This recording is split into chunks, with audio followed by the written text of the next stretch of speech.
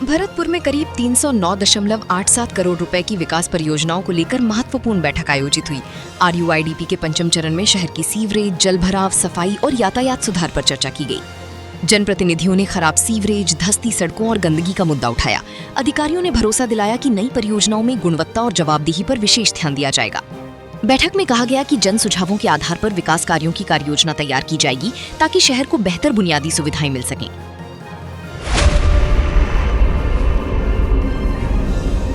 भरतपुर शहर में अमृत फर्स्ट और अमृत सेकंड के तहत सीवरेज लाइन डालने का काम किया गया था और जो RUIDP द्वारा लाइन डाली गई थी वो बहुत घटिया क्वालिटी की डाली गई, उसकी गुणवत्ता बहुत घटिया थी और ना ही उसमें नीचे पाइपों में लेवलिंग के लिए बेस तैयार किया गया और ना ही उनको लेवल में डाला गया और आपस में इंटरकनेक्ट भी नहीं किया गया था।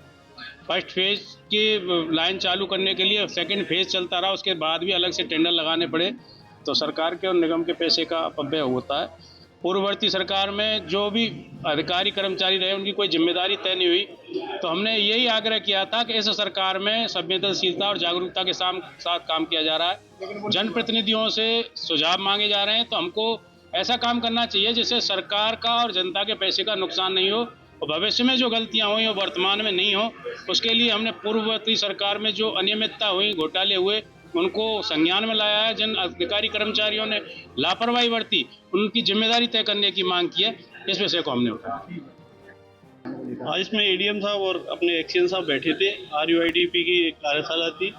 शहर के विभिन्न समस्याओं के बारे में सुझाव भी मांगे और उनको कैसे निराकरण किया जा सकता है इन संदर्भ में बात करी। लेकिन शहर की स्थिति सीवरेज को लेकर बड़ी गंभीर है। उसमें सभी पूर्व पार्षद और हम सब लोगों ने इनको बताया है, क्योंकि रोड पे जो सीवरेज के होल बने हुए हैं वो लीकेज हो रहे हैं, जिनकी वजह से बहुत ज़्यादा गंदगी फैल रही है और लोग चोटिल भी हो रहे हैं, जो गंभीर समस्या है। कुछ पशुपालन को लेकर भी लोगों ने बात उठाई है कि कॉलोनियों में जो पशु हैं उनकी वजह से बरसात है और बरसात में बहुत गंदगी हो रही है और जो पड़ोसी हैं वो एक पशुपालन की वजह से और पड़ोसी उनके बहुत ज़्यादा परेशान हैं। इस संदर्भ में भी बात की गई है और अमृत जल के बारे में भी बात की गई है, जहाँ जहाँ पानी की व्यवस्थाएँ हैं उसके संदर्भ में। और साफ़ सफाई, जैसे नाले बंद पड़े हैं, नगर निगम आयुक्त भी इसमें सभा में बैठे हुए थे। जहाँ नालियाँ बंद हैं या ब्लॉक हो गई हैं या नाले भरे हुए हैं, उनकी शीघ्रता से ये सफाई कराने का आश्वासन इन्होंने दिया है। लेकिन लगता नहीं है, क्योंकि शहर में अभी तक सफाई नाम की कोई चीज़ अभी देखने को नहीं मिल रही है, जिसका नुकसान अगर भारी बरसात होती है तो जिसका नुकसान हम लोगों को, सभी शहरवासियों को भुगतना पड़ेगा।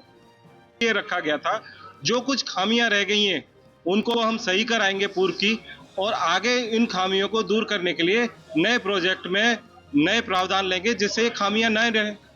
पांचवें चरण होना क्या क्या होगा? पांचवें चरण में जैसे कि मैंने बताया आपको, इसमें 5 कंपोनेंट हैं। एक तो सीवरेज का 182.55 करोड़ का कार्य है। उसके अलावा इसमें मोबिलिटी जो प्लान है उसके अंदर ट्रांसपोर्ट के जो इंटरसेक्शन है वो मैंने डिटेल में जैसे आपको बताया, उसके लिए 71.45 करोड़ है। इसमें सॉलिड वेस्ट मैनेजमेंट का भी कंपोनेंट है, इसमें फ्लड मैनेजमेंट का भी कंपोनेंट है, इसमें कंट्रोल कमांड सेंटर का प्लस हेरिटेज का वो भी कंपोनेंट है। अलग अलग कंपोनेंट के लिए 309 करोड़ लगभग इसमें प्रावधान किया गया है। क्या क्या खामियां बताई आपने? क्या क्या खामी आपको क्या नोटिस?